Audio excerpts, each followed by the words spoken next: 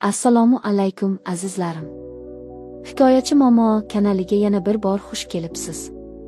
Bugun sizlar uchun yana bir yurakni titratadigan, hissiyotlarga o'ta boy va kutilmagan voqealarga to'la hikoya tayyorladim.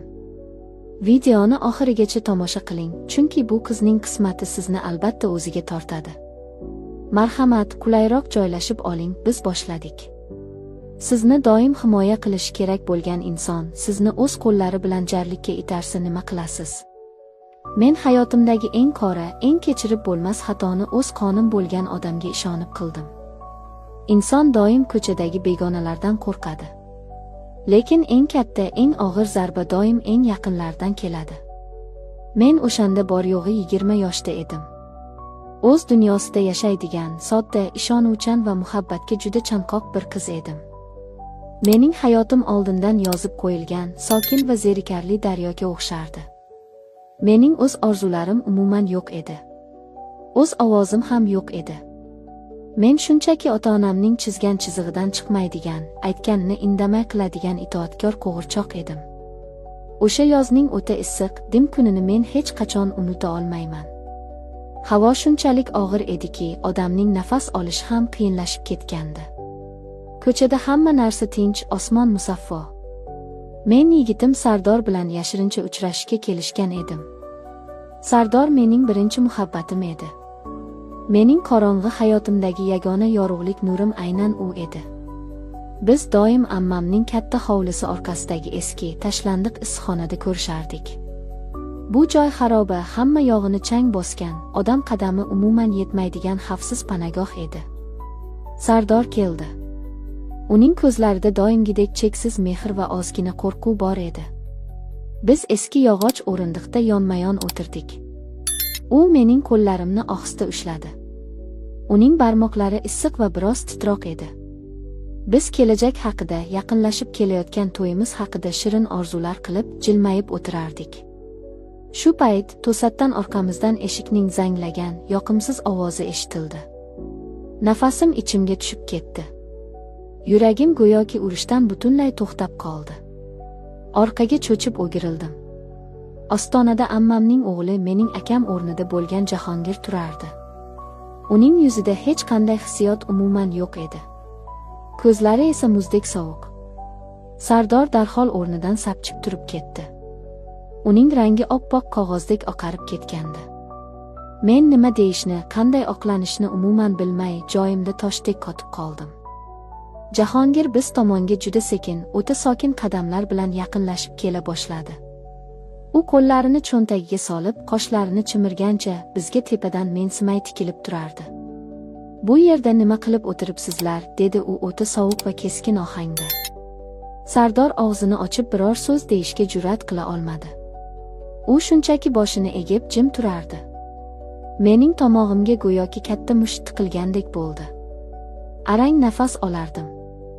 Ovozim umuman chiqmadi. Jahongir bir necha soniya jim turib bizni diqqat bilan kuzatdi. Bu jimlik soniyalari menga butun boshli asrdek tuyuldi. Keyin u menga qarab bir qadam yaqinlashdi. "Bilasizlarmi?" dedi u kutilmaganda, "agar xohlasam, hozir borib hammasini sening otangga, ammamga, butun mahallaga aytishim mumkin." Uning ovozi pasaygan bo'lsa-da, bu so'zlardagi tahdid butun vujudimni teshib o'tardi.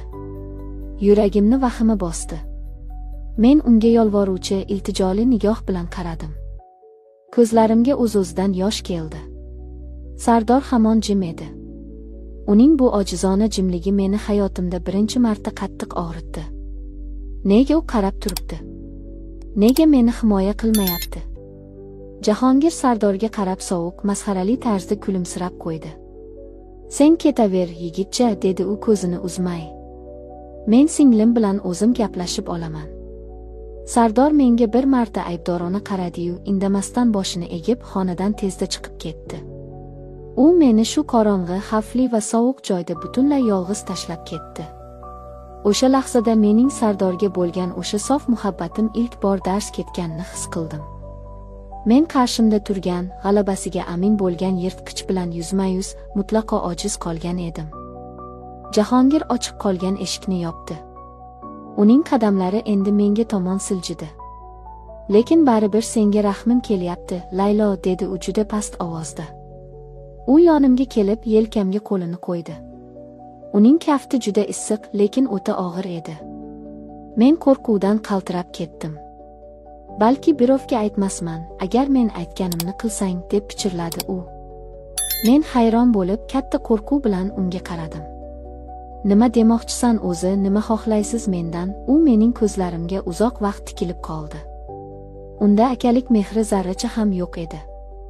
Unda qandaydir qora, mutlaqo taqiqlangan, iflos ehtiros ochiq yonib turardi. Meni oilam borligini bilasan, dedi u. Lekin sen menga ko'proq yoqasan. Yigiting esa judayam ojiz. Xohlasang bu sirni bir umr yuragimda saqlayman. Ammo agar rad qilsang, ishonaver, ertaga buni hammayoq biladi. Mening miyam muzlab qoldi. Butun vujudimdan kuchli tok urib o'tgandek bo'ldi. Men o'zimni yo'qota yozdim. Bu axir mening ammamning o'g'li. Mening qon qarindoshim. Agar rad qilsam, u otamga borishini aniq bilardim. Otam esa bu katta sharmandalikni aslo ko'tara olmasdi. Otamning yuragi juda xasta edi. Mening bu kichik qilmishim uni shubhasiz o'ldirishi mumkin edi. Meni burchakka taqab qo'yishgandi. Men o'z otamning hayotini saqlab qolish uchun o'z yosh hayotimni do'zaxga sotishga majbur edim. Jahongir yonimda sovuqqon kulimsirab javob kutib turardi. Men ko'z yoshlarimni yutib, sekin boshimni egdim. Bu harakatim rozi bo'lishimni anglatardi. U bir zum jim qoldi. So'ng asta yelkamga qo'lini qisdi. Ajoyib qaror, dedi u sekin, sen bundan afsuslanmaysan. Balki butunlay boshqacha tuyg'ularni kashf qilarsan. O'sha tundan boshlab mening butun hayotim dahshatli va qora tushga aylandi. Hammasi butunlay o'zgardi. U menga har kecha tinmay yozadigan, yashirin uchrashuvlarga chaqiradigan bo'ldi. Avvaliga men o'zimni o'ldirishni, uzoqlarga qochib ketishni juda ko'p o'ylardim. O'zimni o'ta yomon va iflos his qilardim. Lekin u shunday ayyor, shunday usta ediki, meni o'zining psixologik to'riga butunlay o'rab olgandi. U bilan o'tkazgan o'sha ilk tun ham qattiq hayajonli, ham chidab bo'lmas darajada og'riqli edi. Yuragimda haligacha Sardorga bo'lgan muhabbat tirik edi. Ammo Jahongir bilan kechgan lahzalar mutlaqo boshqa bir olam, boshqa bir hissiyot edi. U qattiq qo'l, talabchan, lekin shu bilan birga o'ta ehtirosli edi. Men uning quchog'ida o'zimdan qattiq nafratlanardim. Ammo tanam menga umuman bo'ysunmasdi. Bu juda zaharli, qonni qaynaydigan, lekin taqiqlangan olov edi. Shu tarzda men ikki mutlaqo qarama-qarshi olam o'rtasida sarson yashay boshladim. Kunduzi men Sardor bilan uchrashardim. U bilan shirin kelajak haqida xotirjam gaplashardim. Kechasi esa Jahongirning zulmatli, sirlarga va ehtirosga to'la dunyosiga sho'ng'irdim. Har tun Jahongir bilan yashirincha ko'rishar, sokin, ammo g'amgin lahzalarni boshdan kechirardim. Sardor yonimda o'zini yaxshi va mehribon yigitdek tutardi. Lekin u menga suyanadigan qoyadek tuyulmasdi. Jahongir esa meni butunlay boshqarar, har bir nafasimni o'ziniki qilib olgandi. Bizning uchrashuvlarimiz endi shunchaki oddiy shantaj emas, qandaydir tushunarsiz, qora ehtiyojga aylanib ulgurgandi. Jahongir menga kundan kunga qattiq bog'lanib borardi. U meni hammadan ochiqchasiga qizg'anardi. Ba'zida u meni o'ziga haddan ortiq jalb etayotganini o'zi ham umuman bilmasdi. Lekin uning nigohlaridagi chaqnab turgan olov buni doim oshkor qilib turardi. Men har kuni oynaga qarab o'zimni o'zim tanimay qolardim. Ichimdagi o'sha sof, begunoh va kulib turuvchi Laylo o'lgan, uning o'rniga yolg'onchi, ikki yuzlamachi ayol kelgandi. Sardor ham nimadir noto'g'ri ekanini seza boshlagandi. Ayolning ko'zlari hammasini darrov sotib qo'yadi. U so'nggi paytlarda juda ko'p savol beradigan bo'ldi. Ko'zlarimga tikilib, hammasi joyidami, men senga yetarli emasmanmi deb so'rardi. Men har gal uning ko'ziga qarab yolg'on gapirishga majbur bo'lardim. Men o'zimni ich-ichimdan yeb bitirayotgan edim. Qattiq vijdon azobi meni asossiz kemirardi. Bir tarafda sof, toza muhabbat. Ikkinchi tarafda esa xavfli, qiziqarli va og'riqli ehtiros. Kuz oylarining oxirida bir tun Jahongir meni yana uchrashuvga chaqirdi. U doimgidan butunlay boshqacha edi. Yuzida g'azab va qandaydir g'amgin jiddiylik bor edi. Men eshikdan kirishim bilan u qattiq tortib, ko'zimga tikildi. "Bilasanmi?" dedi u sovuq ovozda. "Endi men seni faqat o'zimnikidek his qilishni xohlayman. Yigitingga o'zing ayt yoki men aytaman. Men sendan endi voz kecha olmayman." Bu so'zlar yuragimni butunlay muzlatib qo'ydi. Endi u shunchaki oddiy tahdid emas, chinakam qat'iy talab bilan chiqayotgandi. Endi bu oddiy o'yin emasdi. U menga umuman tanlov qoldirmadi. Men ikki olamdan birini aniq tanlashim kerak edi. Yoki har ikkisidan birdaniga ajralishim shart edi. Men u yerdan nima deyishni bilmay qochib chiqdim. Lekin inson reja tuzadi, taqdir esa uning ustidan kuladi deganlari rost ekan. Bir necha hafta o'tdi. Tanamda g'alati, tushunarsiz va qo'rqinchli o'zgarishlarni seza boshladim. Ertalablari boshim qattiq aylanar, sababsiz holsizlik va ko'nglim tinmay aynirdi. Boshida buni oddiy charchoqdan, asabiylashishdan deb o'ylab, o'zimni tinchlantirdim. Lekin ichimni qandaydir sovuq, dahshatli xavotir qamrab olgandi. Bir kuni dorixona yonidan o'tayotib, o'zimni majburlab ichkariga kirdim. Oldim. Uyga qaytib, hammomga kirib eshikni qulflab oldim. Qo'llarim tinmay qaltirardi. Men natijani kutib turganda butun umrim, xatolarim ko'z o'ngimdan birma-bir o'tdi. Testga qaltirab qaradim. Ikkita aniq qizil chiziq paydo bo'lgandi. Men homilador edim. Yuragim urishdan butunlay to'xtab qolgandek bo'ldi. Ko'zlarimdan duv-duv issiq yosh to'kildi. Nafas ololmay qoldim. Hammom poliga o'tirib, ovoz chiqarmay dod soldim. Lekin eng dahshatlisi umuman bu emasdi. Eng dahshatlisi bola aniq kimdanligini bilmasdim. Men Sardor bilan ham, Jahongir bilan ham birga bo'lgan edim. Tuban ehtirosli kechalar ham, sof uchrashuvlar ham aralashib ketgandi. Hisoblab ko'rsam, aynan o'sha kunlar Jahongir bilan bo'lgan yashirin uchrashuvlar davriga ham to'g'ri kelardi. Qanday qilib bunday baloga giriftor bo'ldim? Qanday qilib yashirsam ekan? Kimga ishonsam ekan tevarak atrofimda? Miyam og'riqdan yorilib ketay derdi. Otam bilsa nima bo'ladi? Men o'z o'limimni o'z bo'ynimga sirtmoq qilib osgan edim.